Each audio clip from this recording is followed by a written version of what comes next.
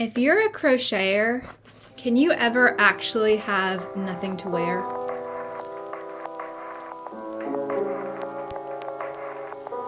Hey folks, it's Mary, aka MercyTriumphs, and this is Slow Crochet. I am on a quest here in the year of 2025 to look at my crochet through some different style lenses, personal style or style systems or philosophies, and I have been plumbing the depths of my library, and that's my first and foremost starting place. So today I want to be looking at a library book I picked up. This was published in 2006, 2007, sometime in there. This is called Nothing to Wear by Jessie, Garza, and Joe Lupo. So this proposes to have a style system or a perspective in there, a lens that we could look through. And so I have looked through this book, I've read it through, and I'm thinking about this through the lens of crochet, because my goal this year is to take my crochet and not just make things that I enjoy making, but make things that I enjoy wearing, things that are going to have longevity, things that make my heart come alive, things that really resonate with me, things that might be good, but how can I take good and make it just a little bit bumped up, right? How can I take it from good to better, good to great, from, yeah, I like wearing that, to, oh, I feel amazing in this. So the book, Nothing to Wear, takes us on a kind of a 5-step process. And the first thing that it talks about is we have to get really real with who we are.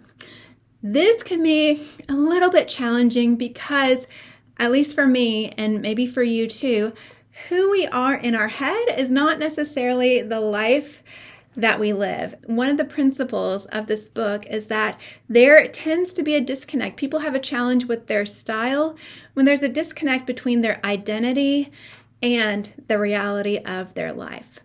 So I'm using myself as an example. Maybe you can relate to this as well. It asks you, number one, to be really honest with what is your stage of life, what is your age, what is your body type, what is your lifestyle like, and really think about not who you want to be or who you used to be or who you hope to be, but who are you right now? What does your life require of you? And a lot of times this can be challenging, especially when there are big transitions. So maybe that's a transition from being single into being married. Maybe it's a transition into motherhood. Maybe it is going back to work. Maybe it is having kids out of the house. Maybe, who knows what the transition might be.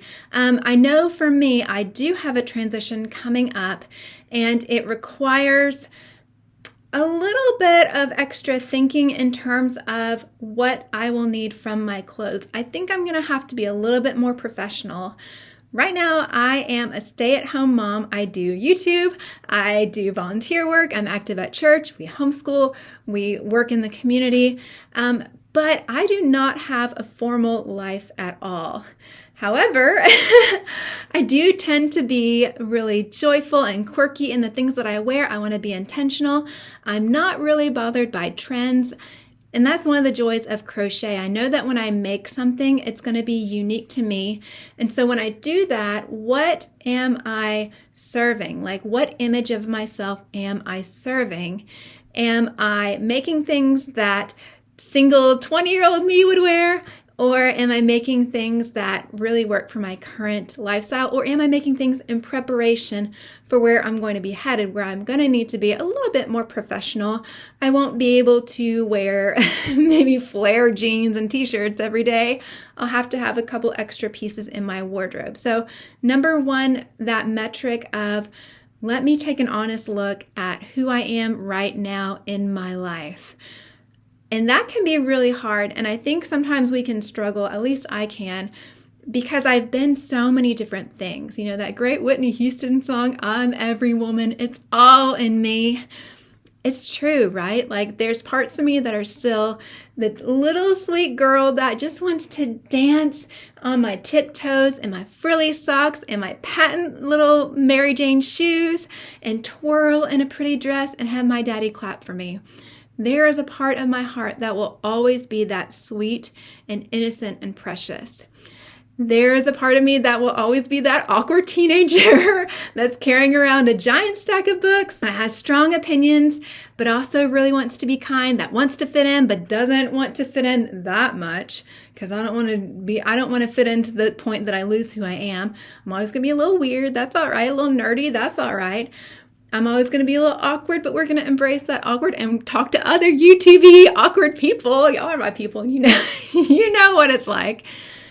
There's going to be part of me that is that passionate, freewheeling, no holds barred. I will do anything that needs to be done in order to get my goals accomplished. That 20-something that is raring to go, excited about life. And there's always going to be that part of me that's that newlywed that's like, what do I do now? I am married, or that young mother.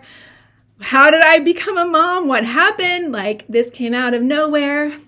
And now I'm starting to go towards a phase of life where I'm like, I'm going to be maybe re-entering the workforce to some degree, maybe switching out of my current mode and back into a student mode. There's going to be a learning curve there. So all of those people, that's still all part of me. And the hard thing is to recognize who I am now is not going to manifest the same way that it did in those other times. There is an opportunity to still kind of celebrate that, and I think there's a beauty in crochet to be able to do that. But in terms of just a style, in terms of perspective, I don't know that that's going to be necessarily, you can't be all things at all times, let's just say. One of the things that they talk about in this book is that people break down into basically 5 different styles.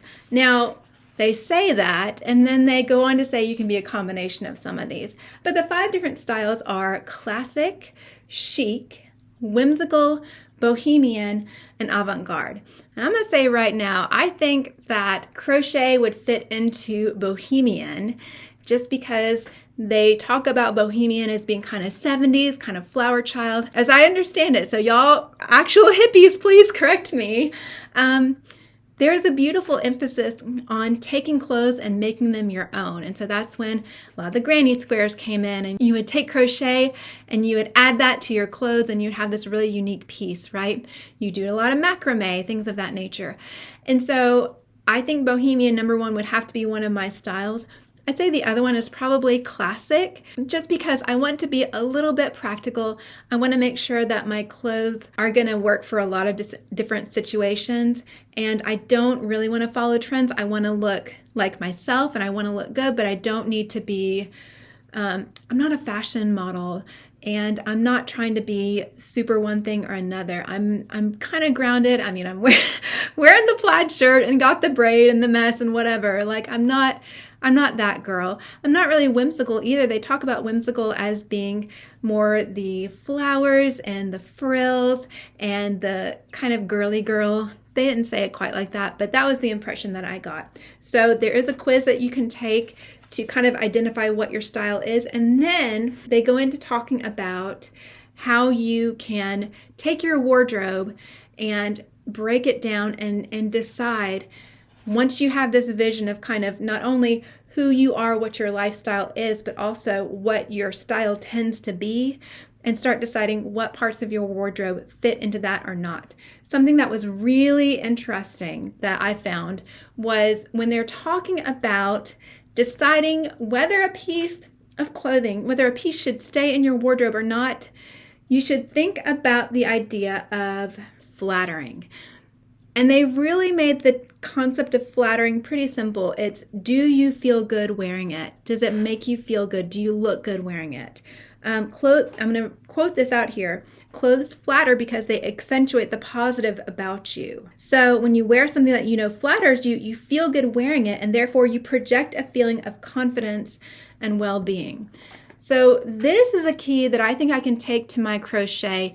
Not did I love making it, not am I proud of it, not did it take so long and I'm so glad it's done, but is it flattering? Do I feel good wearing it? Do I project confidence when I wear it?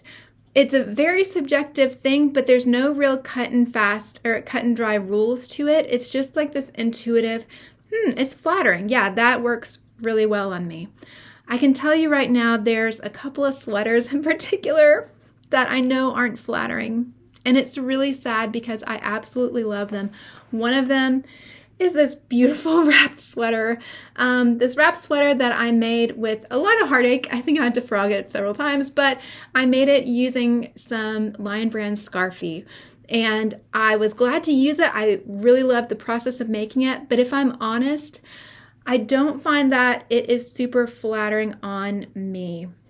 The colors are just a little bit too muted and washed out, and the yarn is just a little bit too bulky. It feels like I'm wearing a puffy thing rather than something that accentuates really the lines of my body. I'm pretty straight. I'm not really curvy, and I am petite, and so adding bulk, I have to be strategic. And so when I put on this sweater, it just doesn't feel so flattering to me. Another thing that is not that flattering, though I love it, it's this lark's foot sweater vest. Oh, I love it so much.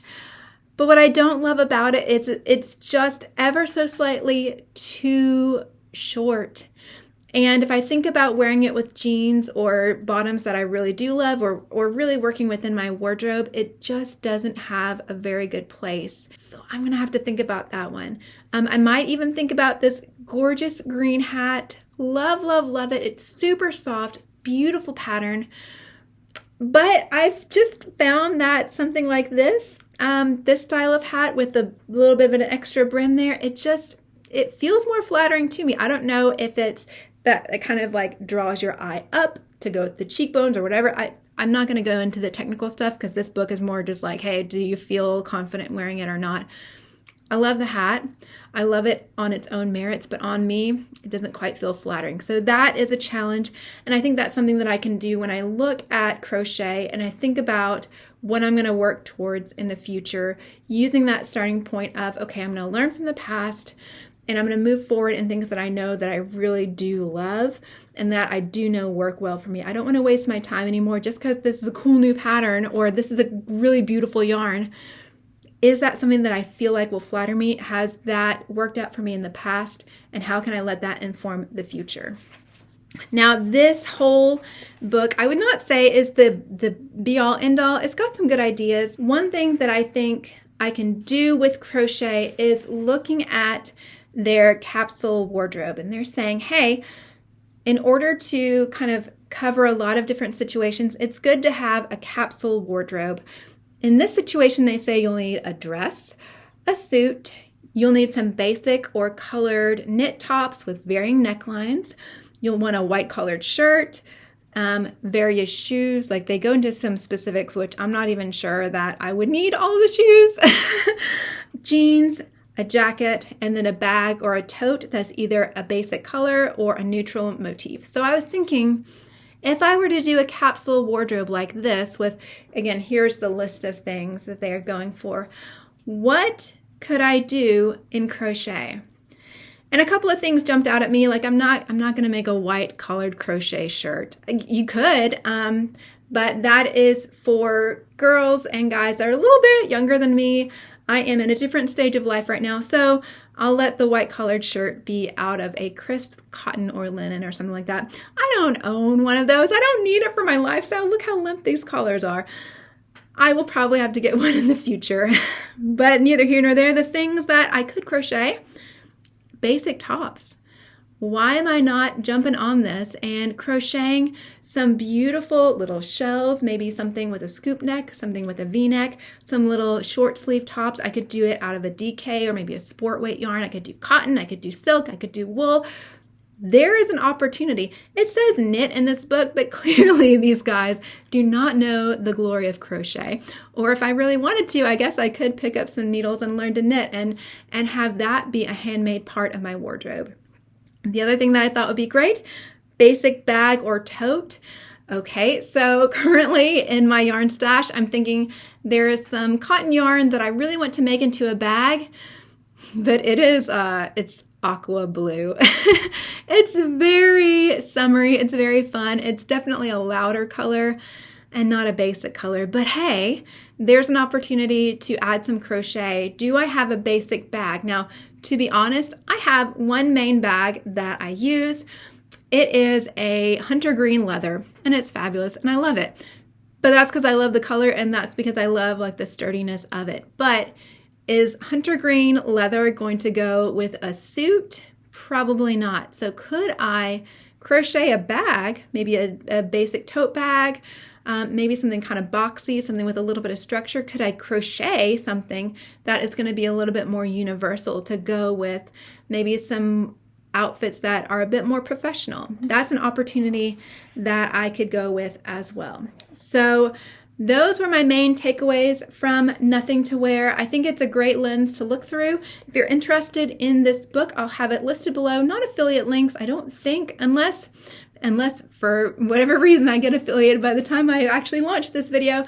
But I will put a link to probably the thrift books and maybe like a Barnes & Noble. If you're not, I'm sure you can find it on Amazon, but other retailers, if you're interested in this book in particular, you could always pick it up from your local library. Maybe you have interlibrary loan. That would be a great thing as well. So that is what I have for y'all today. Definitely some food for thought, some ideas on what future projects I might want to make, maybe even reconsider the things in my yarn stash. Could I take some of the things that I have allocated to certain projects, maybe take one of the cardigans I have earmarked, the cardigan's worth of yarn, maybe turn that into a top, maybe start thinking about crocheting a bag. Great ideas, I think, and it certainly has been a joy sharing those with you today. Thank you so much to all of my subscribers, commenters, all my people that hang out with me from week to week, that spend time with me here on the channel. I do appreciate you. Y'all make my heart sing. Love to hear your thoughts and perspective on this whole journey. I would love to hear your thoughts on whether or not people's style breaks down into really those 5 categories: classic, chic, whimsical, bohemian, and avant-garde. Do you think we're as simple as that with just a few combinations within those? What do you think about dressing for who you really are versus who you used to be or hope to be? Do you find that that's a challenge for you? Any other thoughts? I would love to hear them in the comments below, and I will see you there. If for whatever reason I'm not your cup of tea, thank you so much for listening this long.